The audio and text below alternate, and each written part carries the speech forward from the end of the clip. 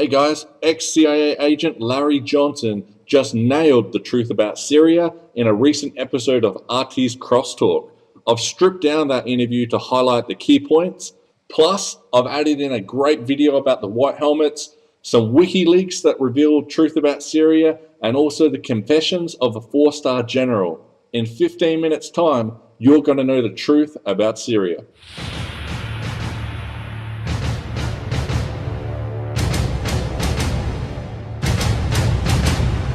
In Washington, we have Larry Johnson. He is a managing partner for Berg Associates and a former CIA analyst and U.S. State Department counterterrorism official. I come at this from the standpoint, when I was at the CIA, I did work for a time on the covert action against the Soviet Union in Afghanistan, and as we were planning stories and shaping media. And that's exactly what I'm seeing taking place right now in the United States, in Great Britain, and in Europe. There is a desire to cast Russia as some new aggressive international power that must be stopped. And, you know, that's beyond nonsensical. That's crazy. The problem we have is there is a lack of strategic vision on the part of the United States. I think from Russia's perspective, there is a clear strategic focus on their part. They're trying to stop the spread of Islamic extremism in the Middle East. They're supporting a largely secular government. It is not a sectarian government in Syria. What the United States has done, in concert with Saudi Arabia and Qatar, has been supplying arms, money, and training to radical Islamists, claiming that we're fighting a war on terror against radical Islam, but at the same time arming and equipping them to take out a secular government. And it has been the United States that has been engaged in cross-border activities that violate international law, not Russia. The CIA was involved for quite a while, predating Barack Obama, and it was under George W. Bush, where the direct interaction with opposition elements in Syria. And we're not talking sitting down and chatting, we're talking money. We're talking training, and then we're talking the passing of arms. The United States and Saudi Arabia and Qatar were directly involved in provoking the confrontation.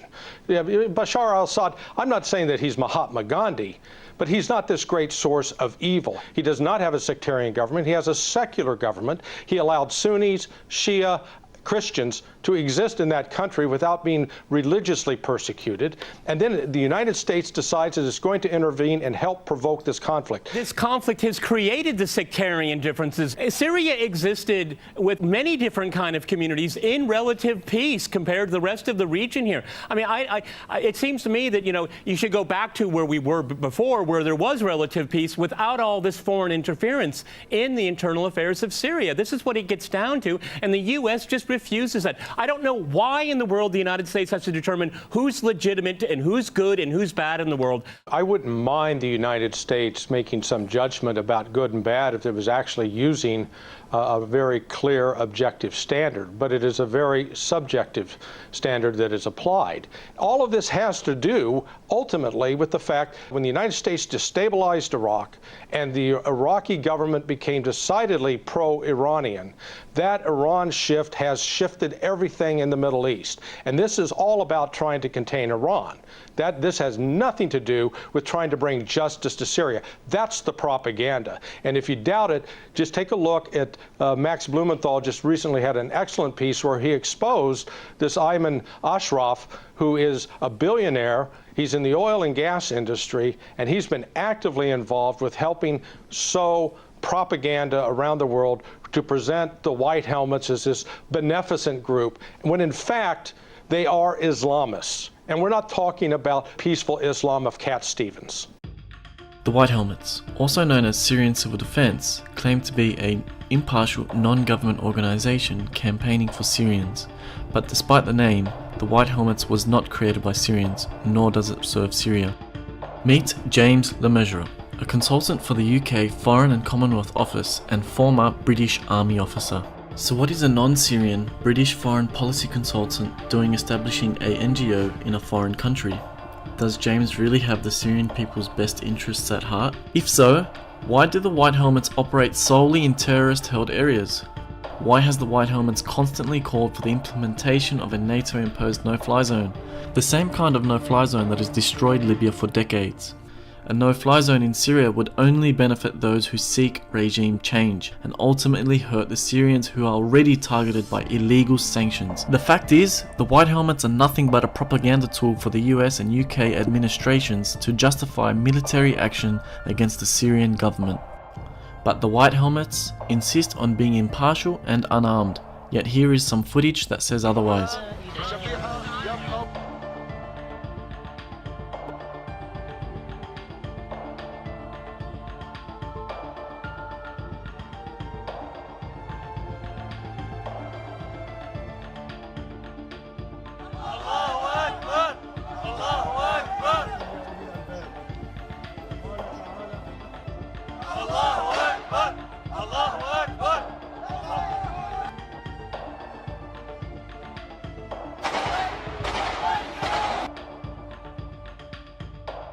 Here's where it gets interesting.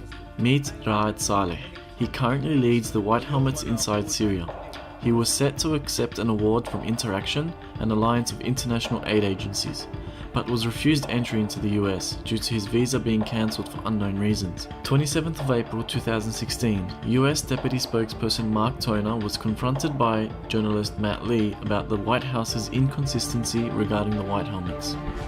You commend this group, you're going to continue to support them, and yet you revoked the visa of their leader? That makes zero sense to me. Well, what's exactly? And then when asked who funded and supported the White Helmets, Mark replies, Well, I can tell you that we provide through USAID about $23 million in assistance to them. $23 million. Wait a second. Are the White Helmets not, and I quote, fiercely independent and accepts no money from governments?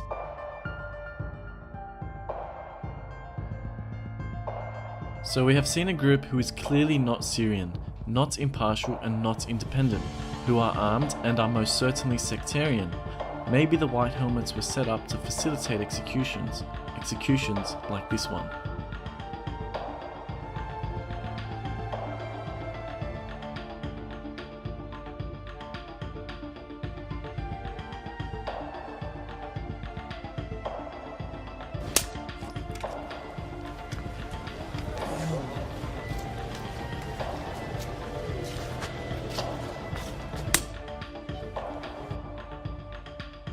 The brave, impartial White Helmets arrive at the scene within seconds of the execution, as if they were on standby, ready to collect the body.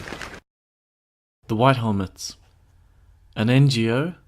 Or simply Al-Qaeda with a facelift? There are some elements in Syria that are not radical Islamists that oppose Assad, want to see him go, and are willing to fight him. They are nowhere near a majority. They're actually a very, very small minority. The groups that are actually conducting the fighting, the groups that are involved with producing chemical agents and using chemical agents on the battlefield are ISIS and al-Nusra. And the U.S. intelligence community knows this, and they know it because they're able to track who's actually doing the fighting. I think it's obvious that there is a foreign power that is supporting the armed rebels inside. And if we are to believe the report of the BND, the most respectable European, it's a German intelligence service, one of the most respectable probably in the world, who says that 5%, only 5% of the armed oppositions are Syrians, and the others are mercenaries coming from the outside. You know, the real irony here is Russia is operating in Syria under international law. They've been invited by a sovereign government to come in and conduct operations. It is the United States that's violating Syria airspace. It's the United States that's violating international law. And I think Mark's point was spot on. We talk about wanting to promote democracy, yet we subsume ourselves to the Saudis. One of the main reasons, look at the billions of dollars of weapons that they're purchasing from the U.S. defense industry. This really has a lot more to do about money. It seems to me the U.S. and its allies are willing to keep fighting this conflict till every single Syrian has died. I really have no patience for bringing democracy to Syria. Why don't you bring democracy to Saudi Arabia? I mean, this is just ridiculous here. We've been trying to pursue these simultaneous goals of defeating ISIS and displacing Assad. I think the West is in danger of discrediting itself. We are seen as hypocrites because we are in bed on one side and supplying weapons to the Saudis and the Gulf Arabs to do in Yemen pretty much what we condemn as atrocious in Syria. It is so disingenuous on the part of many U.S. policymakers to pretend that all of a sudden Bashar Assad started doing something that demanded our intervention. I mean, that's just utter garbage. It started when the United States went along with France and the UK in getting rid of Muammar Gaddafi because Muammar Gaddafi was threatening their oil interests. The U.S. did a 180 on a guy that he at least gave up his weapons. We turned on him. We've now turned on Bashar Assad, and the people of Syria are paying this horrible price, but it has been inspired by a U.S. policy that is not driven by strategic vision. It's really driven by craven economic interests, in my view. I think the objectives should be relatively simple. They are simple. Russia and the Syrian government want to destroy terrorist groups and foreign influences in Syria. Fair enough, it's a sovereign country, even if you don't like Assad. But the United States continuously goes back to the political transition that it calls, okay? I mean, that's why we have this tension when it comes to Syria, because we have two different goals. And it seems to me the simplest way for a political transition to happen eventually in Syria is to end the civil war, the proxy war, and end the terrorism there. That's the priority. That would solve it. But there's no political will in Washington to do that.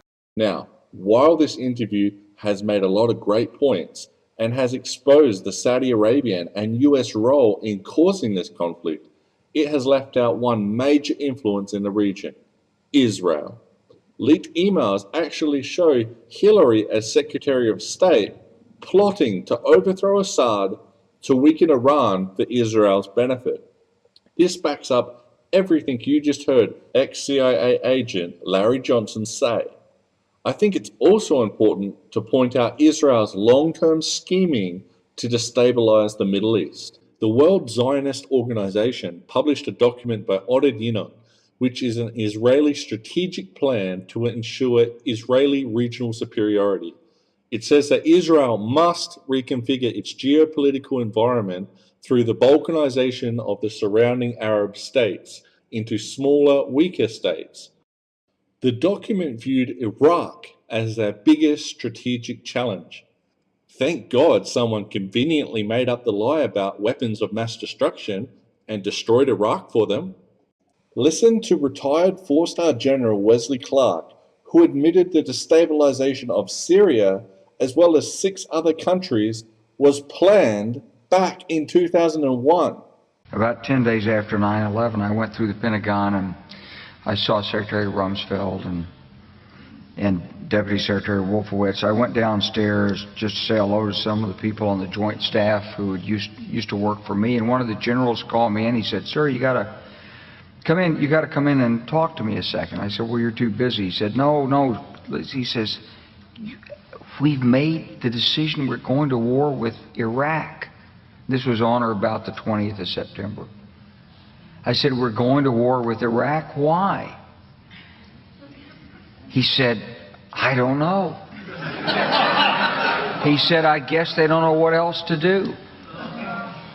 So I said, "Well, did they find some information connecting Saddam to Al-Qaeda?" He said, No. He says, "There's nothing new that way. They just made the decision to go to war with Iraq." So I came back to see him a few weeks later, and by that time we were bombing in Afghanistan. I said, "Are we still going to war with Iraq?" And he said, "Oh, it's worse than that." He said, he reached over on his desk, he picked up a piece of paper, and he said, I just got this down from upstairs," meaning the Secretary of Defense's office today, and he said, "This is a memo that describes how we're going to take out 7 countries in 5 years, starting with Iraq and then Syria, Lebanon, Libya, Somalia, Sudan, and finishing off Iran." Zionists have manipulated the destruction of the surrounding Muslim nations for Israel's benefit. You didn't actually believe we were fighting for freedom and democracy, did you? I'm going to leave you with this final graphic. I think it sums up the hierarchy of power in the Middle East and the world very well. This is Free World Media, signing out.